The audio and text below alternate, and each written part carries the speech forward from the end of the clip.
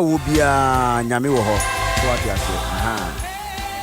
enti bibia wo bia wo bro bibia wa no na obeda onyame ase no onyankopon so eti na onyame ebetumi ahwe obehwe so nyame neni wo so obehwe so enti anapei mene wo eko onyankopon asemu sene beya onyame enyimpa ene onyame sesefa owode man no isa ebeka because a great God with a great vision, remember. A great God that wants great protection any man in life. Americans are Onyankopon Baso Sapo Nina say from the man Baso Sapo Nina say Omuchia Kesepa Nyamichra Ewuduma Kesia Udi Ede Ashe Onyankopon Nidi Enyam. Orofo meneo eko Isaiah chapter number 7 verses 1 through 9 oho ena na wotwe nyina no be papaski eno afom na meneo be fem tiawa bi wo potokasem English no say, and it came to pass in the days of Ahaz the son of Jotham the son of Uzziah king of Judah that Rezin the king of Syria and Pekah, the son of Remaliah, king of Israel, went up toward Jerusalem to war against it, but could not prevail against it. Why? And it was told the house of David, saying, Syria is confederate with Ephraim, and his heart was moved, and the hearts of his people as the trees of the wood are moved with the wind. Verse number 3. Then the Lord said to Isaiah, go forth now to meet Ahaz, thou and Sheshbazzar, thy son, that at the end of the conduit of the upper pool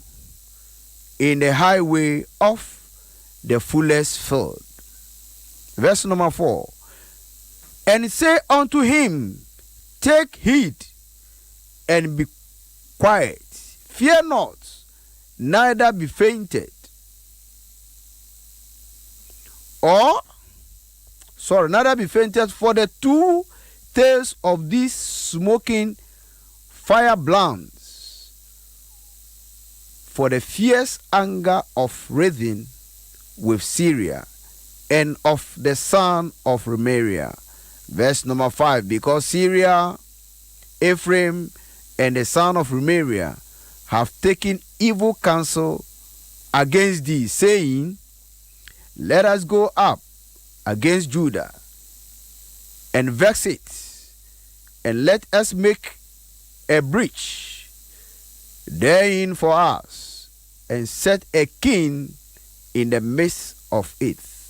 even the son of Tibel. Thou hast said the Lord God, it shall not stand, neither shall it come to pass. Verse number 8. For the head of Syria is Damascus, and the head of Damascus is Rezin, and within 65 years shall Ephraim be broken, that it be not a people. And the head of Ephraim is Samaria, and the head of Samaria is Remaliah's son. If ye will not believe, surely ye shall not be established. Amen. Orofenana pay senia wati ewo na watwi mu no. Mene ekoso akasa say, in every crisis, every situation, pursue or see your crisis in God's perspective. Wati bia ukom no how bia ato no. Eya men dream wo nipa mba dream ekwan ya nyame fa so edwin edefa sa atibia no. Orabutie. Social trust a ye kan ya Bible no abo nipa mpenimfo etitiri miensa. Ne de ba ko ka ho a eye enan. Ba ko di kan trustem ema etia se Uzia na oyohene. Na sa Uzia yi owuye ena ne ba Rethem ebedi ade. Otumi edi ade emfisia dunsia na hindi no obu no kama. Nyamesuro wom. Nenu nechi ena he Ehas. Enso ne breso ye. Ono so ne papa free mu ye na sese ade die no ato no ema ne bedi ade. Orofutie o. Bible si bro bedi ade no. Abrante we ne busua o free mu ne oye otoso enan a me pese ohunu no na magina so na me dia kasa na mahunu se emfa ho tibia bia ukom no kai onyame apam bi oni webusua ne wo na nyame onja wom tie nyame eni David sembrosuo na nkrofo na fi David ebusua mu na nyame ne ebusua ne wa pam se ebre bia ni wa ebusua no wo mu nyo bi mane ntena wo mokonnwa so ena nyame se wa establish David ene na sefo eti se nyame se wa establish David ene na sefo a neche se apamu a nyame ni David wo no nti abri bia ne nyame beka ne ma beka ebusua no orobutie Bible se bra Ehas te sa asem we no na koma tuye ni affect ebusua no se na wotwe ni nyina ye papa skeni wo kyerkyerem watobwa yi ni sam no bako a kyerkyerem no nemo bebia mpesa me no ko ne se bra Ehas oti asem no Bible se odwane ko share ensuo no nani wo ho what they say the upper pool ho eno ko share adanti eno ko ho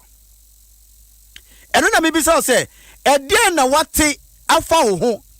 wate se obi ebeye ena ehe ena wadwane akɔhye ehe ena wo hye Mr Politician ehe ena wo hye sisi a tie Bible se bla Ehas hunu se ebusua mienu enuanu mienu ekuo mienu oma mienu etu nu susa no odwane kɔhye ho onkɔhye ho se bibia o nemom ni buta nyina ne se ono de ebusua na no mutini nyame no ebusua na edan nyankopon no ono de ode na koma bema bosom what you say eti bloko se kona ho no Bible se bloko se ho no ne purpose okonyina ne se okoni wakoda mbusumu bi sane ebe ya nsuo no beboa no mibisa wo se ne ehe ena wo sisi a as a politician a wo pe kondwa bi edi e wo Ghana man mu media mi fa mani hu yo nemo nia metete ebi ni se mumu bi mu moja ena monom. I am here as a servant of God. I am here so onyame akoa to fu se sign na free obra if you say emwa wo ede na watia fo ware ho ehi na wakose ehi na woda anadwi bema oba Bible say abrantie na koma 2 year adentia onim se ne kondwa bebo no na hindie no ebebo no onim se be afati de busua empembe brese bibi tuye na se be afati e busua ni ye pe ba mo beso say if you are going to make God your leader emfa ho ne atibia asoche no ebebo ehum no ebetu apam no ebetu nemum onyame asem ba ko okato won say no weapon formed against you will prosper. Have you forgotten? We are free. Isaiah chapter 54. Nyame se akode bia ni ho beso no betia wo a wotie me na e wa Adom 106.3 FM ha sa kodia bia body betia no so beka wo nyame a wo som no wo beka apama wabusua ni nyame ewo na se wakoso atra nyame ase a attack ne de ebeba but they will not succeed. What do you say? And no na nyame hunu ni di no ka kire na ko a Isaiah mame mounti ase se abrantie ya yedi ne bedi ade yi abrantie yo sie kondwa isui abrantie bebi a wakwa akose no minyame meni hunu orabutie me be so hunu se bebi a wo se bia God knows your location. I've been saying this. Tokyo bia wo se nyame nim ade bia kwe ho nyame nim ensa wo kogu nyame nim bosma wakoto nanim nyame nim moto bia wudi ndana dwi wudi se ne be batumi awini election nyame nim moto biara wudi unim se no na saudi a wote bia basesa nyame nim bansere bia ode to asen se no na bebo ho ban no orevum be se wote asese so godi sa adi na chi a embuo sakra na tisa wadwen ai nyame se Isaiah me ho be bia ehasa kose ehasi butai wakose oni nyina so odwane osuro ehasi nkonkose ho keke so ko bom paye enye so osuro no ko twa mi nyame anim na mam wakose oni butai nyina ne se onu de nyame a David di ne ho to no ho so nyame a ne nana Uzia edere ho to no ho so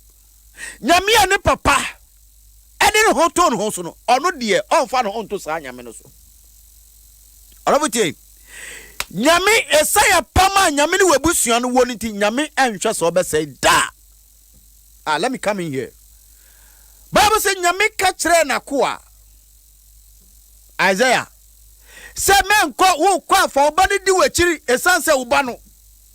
ni din na se kire ni enidaso ni din na se kire ni se man abo ahwete ebusua abo ahwete no wo mu nyira bese de ebese ya ba. Oravutie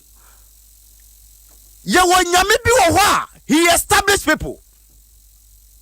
ye wonyame bi wo ho a o make sure say obe restore nia washtere no obe sand be mawo etiti bia bia wu kom no look at it say what does God says about this situation enu na nyame se ko ka kire man aso nte se eme hu bi mmono esa se nipa no a osuro wo mo nipa no odi na ni ato omo so no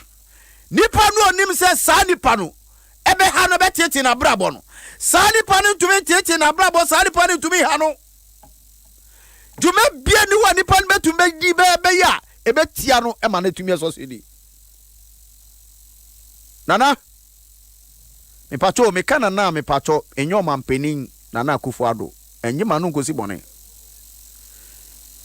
Nemo sa wo yo hene no hene bia fa ni nana odihye ba wutie Adom FM wo yo odihye kese obrim pon mi nim ba bia nyame de akodua mi nim ba bia akopɛ bambo but bambo nyina betumi efiri nyame. Yes, wo study story no ye pa koto aso a oyaso odin